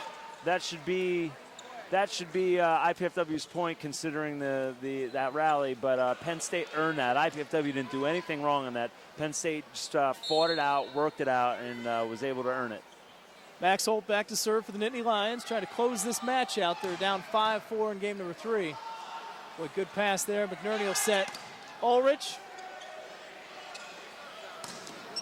And it's Oliver Cook, still alive on the other side. Penn State sends it back. Ulrich again, handled by Penn State. They'll go outside where certainly nice dig. Schweitzer likes that. Oh, Yost, nice touch. Good save by the Lions. Out of the back row, Anderson. Out of the back row, Macias. And he drops it in. There's some emotion. Yeah, I think every person in this crowd has got something to say about that. What a great rally. Great defense on both sides. Nice job of IPFW mixing up the attack and using the off-speed shot for the kill, but really great defense by both sides. Probably the best point we've seen all night is IPFW with a 6-4 lead, and Oliver Cook, he's been effective with his little floater serves tonight. And this time it's Anderson. Boy, McNerney frustrated he couldn't handle that one. Yeah, he wanted that one, and usually when the ball hits you, you feel like, I should have dug it. Yeah, that's about as hard as it's going to come at you, but boy, he didn't miss by much. Got a new libero in the game, by the way, for IPFW, Daryl Shank. Yeah, Shank is back. A lot of time we see him come in as the designated server and does a great job with that. 6-all now. Penn State has fought their way back to a tie in game number 3. They've won the first 2 so far here at the Gates Center. Number 1 team in the land serving up the floater. Boy, wow. That's pretty. Great angle by Ulrich. It's almost impossible to dig because it's really a very short distance on that angle. Your reaction time is less than a split second. That's like facing that 90-mile-an-hour fastball in baseball. Jason Yost to serve it up. Speaking of extreme heat, Penn State handles his big serve, and IPFW at the net with a great block, and it does find the net, and they're back in control. Boy, you notice the difference in intensity already. Yeah, and it's nice to see him come out of the locker room, down 2-0. It's nice to see him come out of the locker room with this much fire rather than maybe thinking, boy, we're down 2-0. And we're not saying they haven't had fire. They played well tonight, especially in game number 2. But you can just see they've already taken it up a notch. And I think for these seniors, several of which don't want this season to end right now, at least at home. I guess I'm just saying it could be easy to be discouraged going against the number 1 team and being down 2-0, but you couldn't tell that by looking at IPFW right now. That's the second time we've seen that tonight. Brock Ulrich, I kind of like that one. And what a great play. If you could see it from our point of view, the block is all stacked over to the right side because they don't expect Ulrich to go behind, and all of a sudden he does, and there's no one home. Ulrich gets off his good jump service well. The Dons looking for a little defense at the net, and that'll do it. Anderson a little frustrated as he hits it into the net, trying to hit across the double block on the other side. IPFW with their biggest lead of the night now, up 10-7 here in game number 3. And Ulrich continues to serve. Oh, I guess that's how an All-American handles it. Yeah, holy Miss cow. hit one, come right back. And it is, I have to say, it is a treat to watch him hit in person. He is outstanding. And number 9 back to serve for Penn State. That'll be Max Lipsitz. He's certainly been an effective guy on their side. This time Penn State with a shot. They'll give it over to Anderson. And as he often does, he's going to put it away. Great set by Luke Murray. He had the middle up in the air. Stewart had to jump with the middle, and then he sets a very fast, low, quick tempo set to the outside, having the block have to chase. Daryl Shank handles it, the freshman on the floor. They'll go outside to Macias. Penn State able to connect with that one, and this time right back at him is Macias and Stewart at the net. Another good point. IPFW could use this one. It'll be Macias. And he puts it away. That's where you just talk about the experience of knowing when to use finesse. Yep. And what that's going to do for Macias is it's going to make the defense have to take a change. It's 2 off-speed shots that have landed for a kill for IPFW, and so the defense is going to have to take note of that. They're not going to be able to sit back so much on their heels and play the defense they've been playing. Well, you might have seen Daryl Shank come out of the game. Just great emotion he played with. Coach Ball patting him on the back when he left. He ran up and down, and he's right back in the game now as Penn State is pulled to within 1 at 11-10, and that'll be their serve now with Ryan Schweitzer. Yost had to get out of the way of that one as it goes long. IPFW still in control as they were last game at this time. Same score, 12-10. Well, IPFW is playing real hard, and they're catching some breaks, and they're running with those opportunities. McNerney will send the floater. And Penn State's going to try and get it over to Anderson. They go inside. That's that tough front row. And IPFW able to get the point anyway. Hey, great job of Oliver Cook getting up and getting that low flat overpass. That ball could have quickly dropped below the tape and been a hitting error. But even better touch off the block by Oliver Cook to slow that big attack down and give IPFW a chance to bring the ball back. There's Anderson, can't handle it at the net. IPFW with an opportunity here. They'll go back row. Can't do much with it, so Penn State this time it's Luke Murray, who we've talked about, has had a solid game on the other side for Penn State. Yeah, absolutely. He's just cool, calm, and collected over there, making right choices most of the time, really playing a very intelligent game. Only 6 feet tall, and you'll really see that when he stands up next to a couple guys 6'9" and 6'10". Anderson, of course, one of those 6'10" players, the only one of the four. He'll serve it up, and he got all of that one. Macias handles it. They'll go to Yost. Yeah. And nicely handled for the Dons, who open up a 14-11 lead. Again, I'm sounding like a broken record, but the big old hands of Penn State are going to be up there, so you might as well use them. Macias trying to keep that momentum as Penn State tries to close the gap. A little different feel, though, from the last game.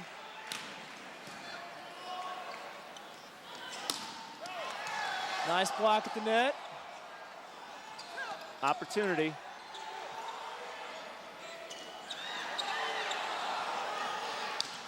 Oh, what a great point.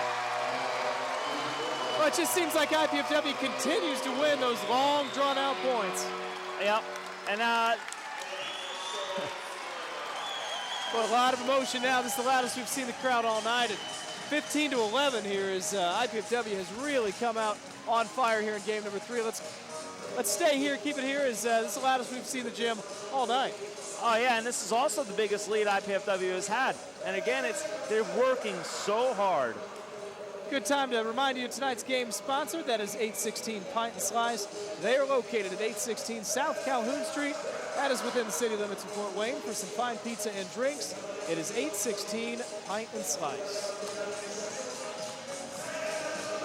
Well, I don't think you'd expect any less from this group of 7 seniors in game number 3. They played the number 1 team in the land very tough, and game number 2 could have gone either way.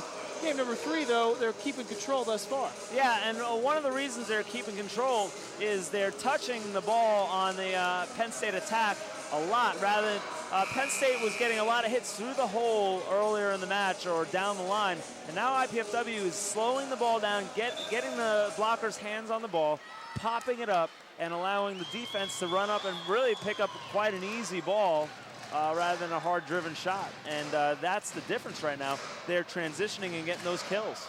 Don's feeling it. His team halfway home in game number 3, but halfway home against this team is, well, still a long way from victory as Macias tries to keep it going. Hey! Well, what a better way to come out of a timeout than send it right back at Anderson. And Penn State looks a little shaken right now. One thing to notice is that Penn State's got 2 front row players without the setter, and that is Holt. The other is Stauffer, and they have only set Stauffer twice in this entire match, so expect it to go to Holt. Oh, there's Stauffer. And that one goes wide.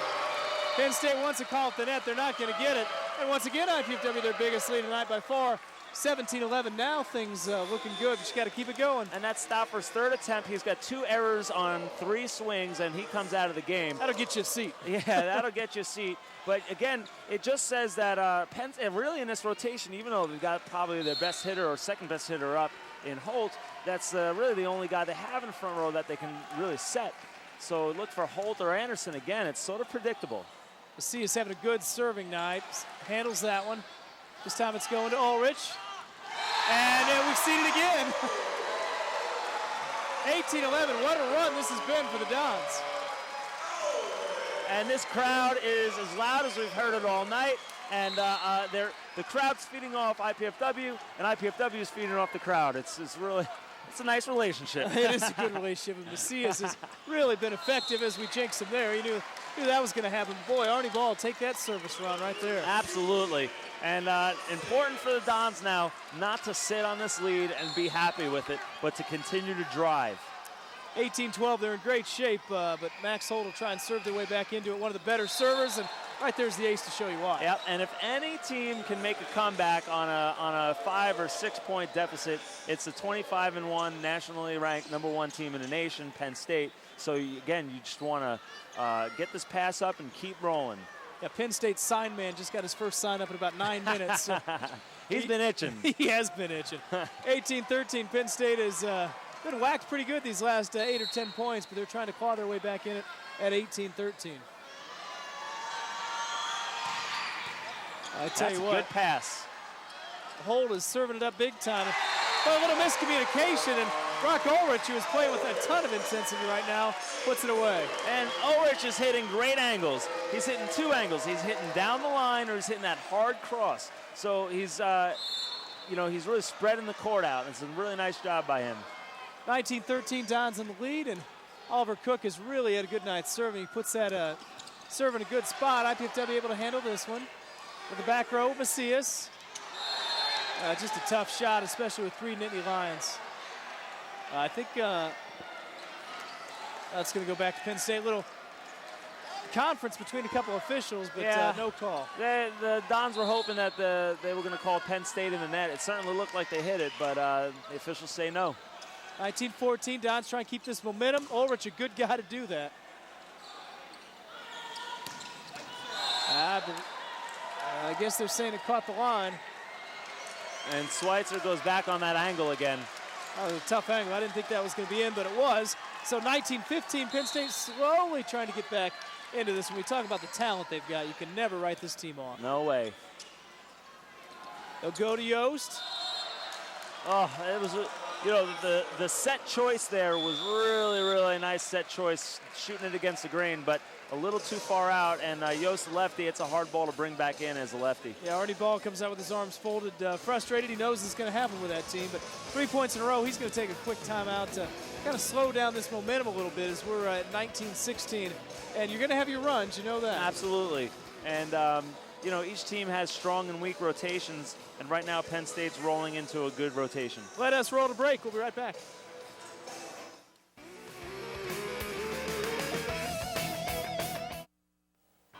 Coming up this month on IPFW Up Close, it's never too late to go to IPFW.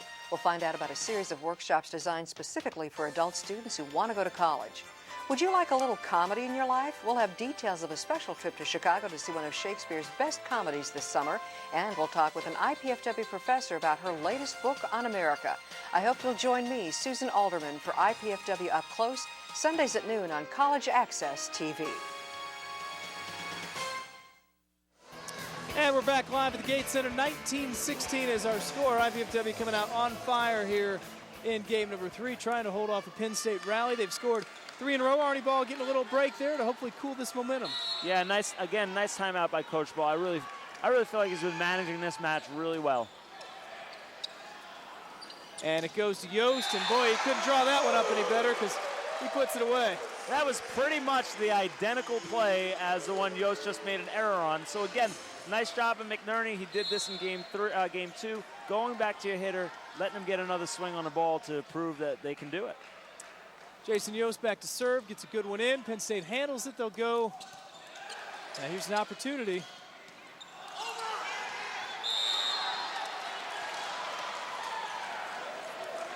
And they're going to get Stewart for in the net as he came up firing after that first chance. Lucky break for Penn State. Stewart just grazed the net as he swung at that overpass, and an easy point for the Dons slips through their fingers. 2017, the Nittany Lions trying to fight back. This is Thomas Pereira. Oh, but they get a lucky break back themselves. That's one of the more bizarre points you'll see. A little communication gap. Stewart gets it back over, and Penn State had no idea where that ball was going. No, Stewart swings and misses, and when you swing and miss, it doesn't count as a touch, so Stewart took another knock at the ball and just tipped it over the net. They've worked on that in practice. That's just a pretty shot. IPFW saves it, though. Penn State will try and fire it back.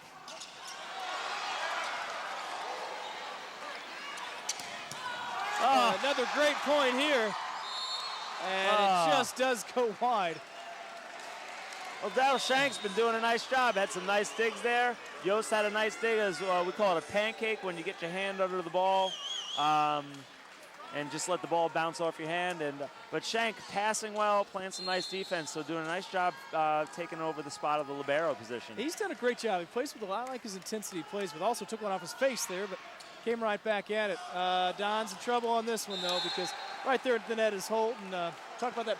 I guess you call it a passing error. Yeah, and that won't show up in the statistics, but we call it an overpass, and an overpass almost always equals a point for the other team. 21-19 for the first time. Penn State has closed this lead back down to 2, but IPFW is still in control. And they will take that service error right there. Going to get a substitution. Mike Marici, the 5'8" junior from Antioch, Illinois, back into the game, and he will serve things up. And you look for this sub as a defensive sub, maybe trying to get just 1 point or 2 points here by getting a better defensive player on the floor. And no one's going to dig that, though. No, even if you're standing right in front of it, I'm not sure you're digging that. And, of course, Anderson, who was the kill leader at the midway point with 10 kills and continues to add to this in game number 2. 22-20, Penn State trying to dig in and get past the 2-point margin. They've not been able to do that since about 10-8. Actually, 12-10 was the last time they were this close. That's Holt at the net. And between Holt and Anderson, you got a couple free swingers up there. Great transition by Penn State. Quick dig, not much time for the middle hitter to get up, but Holt does. Murray has enough presence of mind to set him, and that's how it's done. 22-21, we're battling here in game number 3, and Penn State's going to get an opportunity to tie things up. A great dig by Yost. That's and a great Macias swing. sits off the block. That's a great swing by Macias. I watched him go up. I watched him eye the block and take that ball and just swing completely to his left, deflecting the ball off the block and out of bounds to his left. Real smart play. That's a big point, the difference of being up 2 and them serving with the game tied. Yep. McNerney sends it back row. Anderson hits one long. Boy, well, I tell you what, Ulrich is really playing with some fire. Yes, he is. And does a nice job of taking that ball to the back left corner, zone 1. And we're going to get another timeout here with the score 24-21. We are going to take a quick break. We're not going to take a break. We're staying here. My bad. 24-21. Getting excited. It gets harder to hear when this crowd gets louder. Yeah. All right, let's talk about certainly IPFW tickets. You can go to any athletic event, call the number on your screen there, which is 481-6000. You can also do it on the web as well, the official IPFW athletic website. GoMastodons.com. Of course, basketball tickets available in season as well, and discount are available as well. You can get some group tickets never too early to look ahead to basketball season. Well, it looks like IPFW has figured out Penn State just enough to give them the edge here. They're starting to see some tendencies in their attack. Just before you asked me about the giant clipboard that Coach Mark Franke is holding, and Coach Franke is really what you could consider the defensive coordinator for IPFW. He watches the opponent and then tries to pick out tendencies and then adjust the block and the defense accordingly. And this game in particular, game 3, IPFW has made more digs, has touched the ball more off block, so there must have been definitely some adjustments made by Coach Franke as he's picking up some tendencies in Penn State. Big point for Penn State, down 24-21, and what a block at the front by Oliver Cook. And the importance of that block is huge, and I'll tell you why.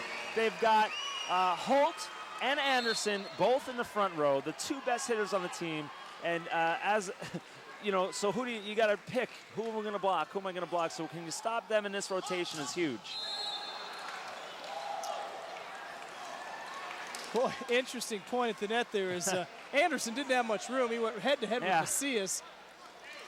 And 25-22 as Penn State gets the point. IPFW is still firmly in control of this one as long as they can just keep any any streaks going here.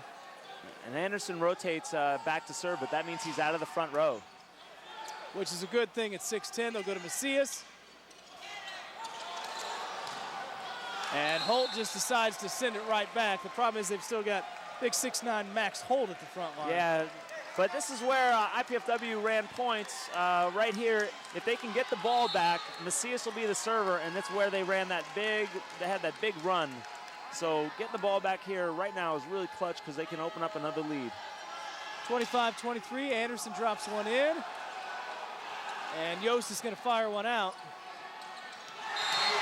Just a little miscommunication on the other side. A little frustration from Penn State. Max Pavlik pleading his case.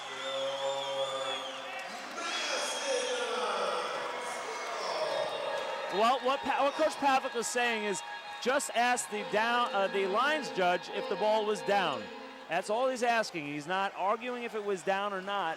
He thinks it's down, obviously, they wouldn't be arguing, but he's saying, could he at least check with the lines judge if the ball was down?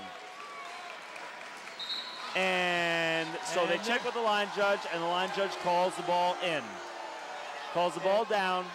And so the call is reversed. Well, and you can see the way Penn State jumped up there with a number on him.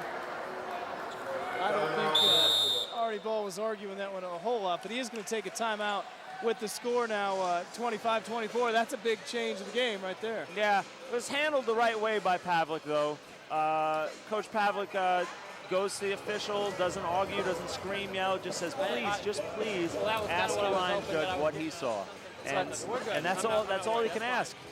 Well, it happened so fast. I mean, at this level of play, and you know, he knows what a crucial point that is. Now, Penn State gets that when it gets back to within 25-24. IPFW, though, still in control of game number 3. And you got to figure for these seniors, so important to pull this one out. Oh, yeah, especially, you know, heading into the MIVA playoffs, you want to play a tough match against Penn State. And if you can pull a game off Penn State, you open up the possibility for pulling another game from them. And bringing that sort of success into the playoffs is huge. By the way, you can always learn more about Mastodon sports by tuning into the Mastodon Spotlight. It's every Wednesday and Friday on College Access Television. Of course, Coach Mike Maas reviews recent IPFW sports activities, looks at some game footage, and of course talks to the players and coaches as well. Look for it on Wednesdays at 7:30 and Fridays at 6:30 as well on College Access TV. 25-24, Penn State trying to tie things up here after that quick timeout. And another great timeout by Coach Ball. He's got this a good timeout for so many reasons. He sort of ices the server in Anderson. He stops the momentum, and he also gets his team together and doesn't let them break away, like lose their mental sharpness over what they thought might have been a bad call. You see the numbers for Macias, 11 kills, 4 digs, and not able to dig this one, though he gave it a great effort as Penn State pulls back to within 1. But they've got the pressure on them that they got to find a way to steal one. Yeah. So again, another pass. You got Yost in the front row here. You've got Oliver Cook, who's having a nice match, chipping in on some nice blocks, and getting some clutch swings in this game. And then you've got Ulrich sitting over here on the left side. Holt with the serve. Good pass. Whoop. They're going to go to Ulrich. He's had a big game. I don't think he expected to get set there. And Penn State can't do much with it. Ulrich again. And he hits right through the double block. 27-25 now. IPFW in control. 2 more players as Stewart checks back in, as does Matt Plisky. And really, the nice play was not actually the kill, but Ulrich looked out of sync or didn't expect to get set, and he could have made a hitting error on that ball, but he just smartly put it in play and kept the rally alive. Well, you got to like that. They got a hit from the back row, but they get it back, and it's a big left-hander. Ryan Schweitzer swinging away, 27-26. And that's Schweitzer's 13th kill. He's had a big night. Yeah, he's been sort of quiet, though, I'd say last few minutes. So he comes in, though, with a clutch kill at the right time for Penn State. Other guy with a big night is the guy that's serving it up right there, Luke Murray. Ulrich, Penn State with an opportunity. And putting it away at the net is Max Lipsitz. And so for the first time since, I believe it was about 2-2, this one's tied here in game number 3. Well, McNerney's been getting some success out of Ulrich, so he goes to him. He's got 3 hitters to use. I bet he goes back to, he doesn't have to go anywhere. They will take that. Boy, this is where you need the crowd to get behind you. One big play, 28-27. IPFW in control right now as Jason Yost serves it up.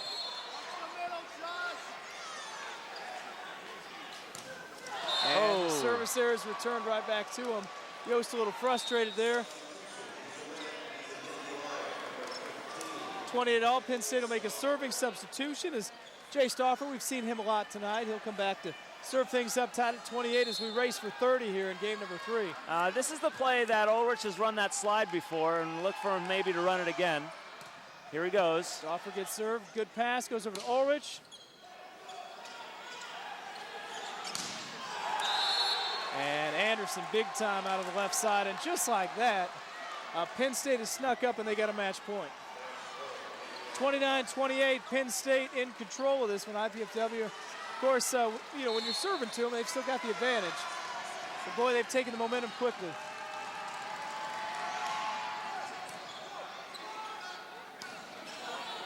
And nice here's defense. the opportunity. Well, Anderson got a swing at it, but it's a little bit long. Yep.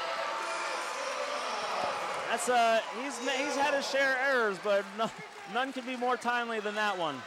So the Dons stay alive now. We're at 29-29 in game number 3 here at the Hilliard Gate Center. And the good news is you've got Ulrich serving and Macias in the front row. Crowd on their feet. And there's another miss hit. Anderson pleading his case. I believe that someone hit his arm. He's saying it touched the blocker, but I didn't see it. And just like that, you're facing match point. And suddenly back in control at 30-29 now. Let's take a quick break here. So, hey, you don't get so loud in here. I can't hear. But well, why would you want to leave this environment would be my thought. Oh, man, the entire crowd is on their feet. The mood in here is electric right now. There's so much energy in this gym. It's really a fun place to be right now. And you got to think, maybe the loud crowd, maybe the pressure right now is getting to the Nittany Lions just a little bit. I mean, Anderson, All-American, you're not going to see, 2 chances, one to win the match and then one to take the lead again, and 2 hitting errors in a row. Very, very unusual for a player of his caliber. Well, the second one even more timely than the first. Yeah.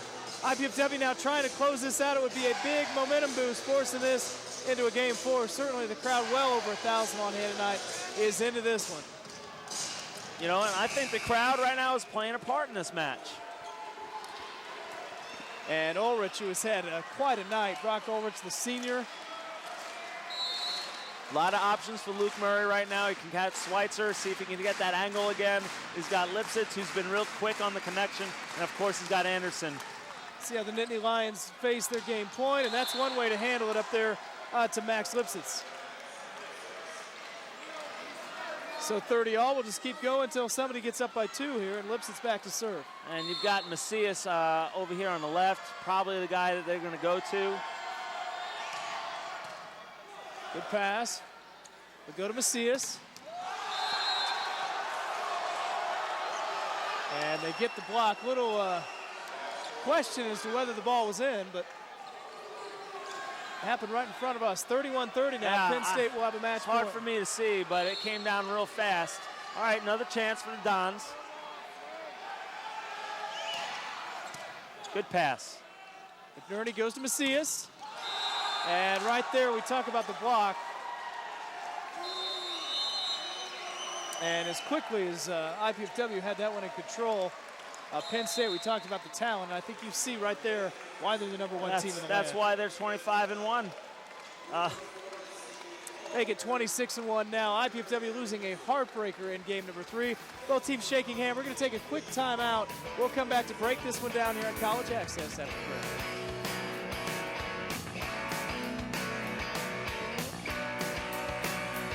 Excellence lives here in northeastern Indiana. It's reflected in more than 200 nationally recognized degrees. It drives our Division I sports.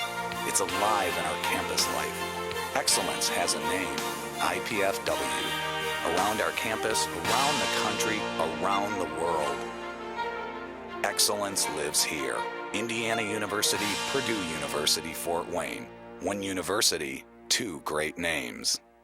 Power's out, but your food safety plan is on. Don't open the fridge. Foods will be safe for up to 4 hours if the door stays closed. Keep the freezer shut too. If it's full, the food will stay frozen for about 2 days. When power returns, make sure freezer foods have ice crystals and check fridge foods with a food thermometer to make sure they're at 40 degrees or below. If not, or if there's any doubt, throw it out. Learn more at www.askkaren.gov or call the U.S. Department of Agriculture's Meat and Poultry Hotline at 1-888-MP Hotline. Salam. Jam. Salam. Ewa. Rida. Apa apa? Pa. Mir. Shanti. Yep, Changyok di. We all want the same thing. Peace. And Rotary clubs Sola. are making it happen. Lucky. Through international scholarships for young people to promote peace and understanding La Fe. around the world. Rotary. Humanity in motion. Get the inside set on the hard-hitting, high-flying IPFW men's volleyball program each Thursday, Friday, and Saturday on College Access Television.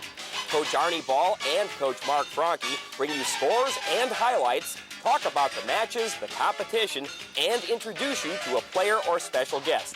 It's the Arnie Ball Show, Thursdays at 7:30 p.m., Fridays at 6:30 p.m., and Saturdays at noon on College Access Television. And those are the numbers tonight. Penn State really dominant in game number 1. IPFW led most of game number 2, but it was Penn State taking a 30-27 win. And boy, it's still hard to explain how quickly the third game slipped away from the Dons as they played so well. Yeah, well, we're going to see some of the reasons. Max Holt really a big catalyst in that game. Great match for Max Holt, great match for Anderson. There you see a block by Penn State, something they did a lot of tonight. And did it well late in game 3.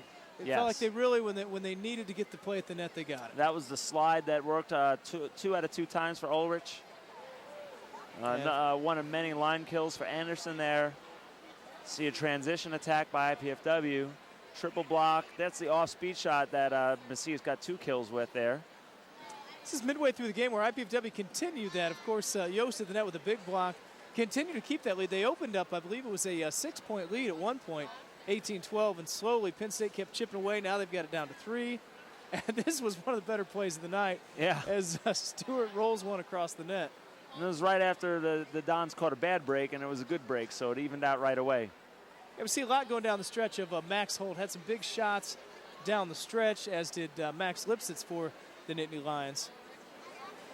At this point, IPFW is still in control, but Penn State very strong down toward the end. And there's Lipsitz, one of the guys that was crucial down the stretch at 31-30. This is could have been game point. And that was and that was match point for Penn State there. They put the clamp on Macias both times. Macias got both swings as he should. The big gun for IPFW has been hitting really well lately, so they put their faith in him. And you got to tip your hat to Penn State's block. Macias didn't mess up. Penn State is just a great blocking team. Yeah, you just know even when IPFW opened that lead, Penn State was going to make a run. It's tough to see those seniors, 7 of them tonight playing their final game, to lose on a game as tough as that right at the end. As we look at the kills, ends up 49-39. IPFW hitting percentage up there a little from where we saw at the beginning. Yeah, they definitely raised their hitting percentage. They were hitting 0 after game run, and part of that came because they were serving tougher, passing a little better, and controlling the attack of Penn State, slowing the ball down with their block, and all that translates into a better hitting percentage. But Penn State, you see really the tail of the tape there, 16 blocks was really one of the major differences in the match tonight right there, 16 blocks. So if you're Arnie Ball, what do you tell your guys that you just went toe-to-toe for 2 good games with the #1 team in the land? We look at the kill leaders, no surprise, Anderson 17, Schweitzer 13, and Macias and Ulrich both with 11 tonight. Oh, yeah. And then Yost not far behind with 9. And just looking at IPFW's kills, and if you're Coach Ball, you do point out that IPFW's got a really well-balanced attack. They've got 11 kills, and 9 kills as the top 3. And a balanced attack is going to pay dividends come the MIV playoffs because they're getting help from everyone. So if someone's having an off night, it means that maybe somebody else is going to be able to step up. They're not having to lean on one person, which is something that in the past IPFW's done with great hitters, but this time they're really playing as a team. Hey, they've played great volleyball the last few matches. So That's you right. coach ball, you say, let's have a good week of practice. Let's take the good volleyball we've been playing, and let's bring it into the playoffs. Penn State 26-1. Many expect them to be in the national championship eventually. Yep. IPFW finishes the regular season at 12-14. Now it is on to the road when they start the playoffs. And they'll be playing Loyola at Loyola for the first round of the playoffs on the 19th. Next week, next Saturday. So if you can make the drive out to Chicago, I bet the Dons would love to have you there.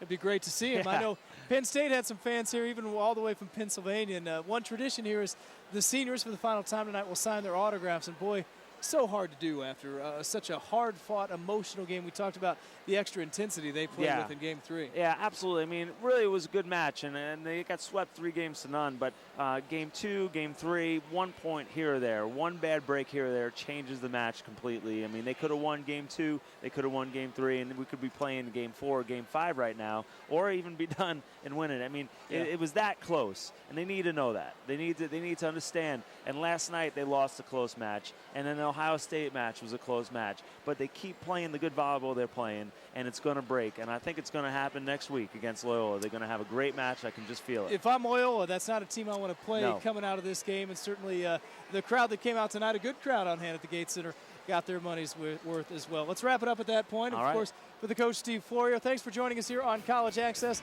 The Dons do go down in 3 games to the Penn State Nittany Lions, the #1 team of the land. They run their record to 26-1. Until next time, I'm Ron Elijah. Thanks for joining us.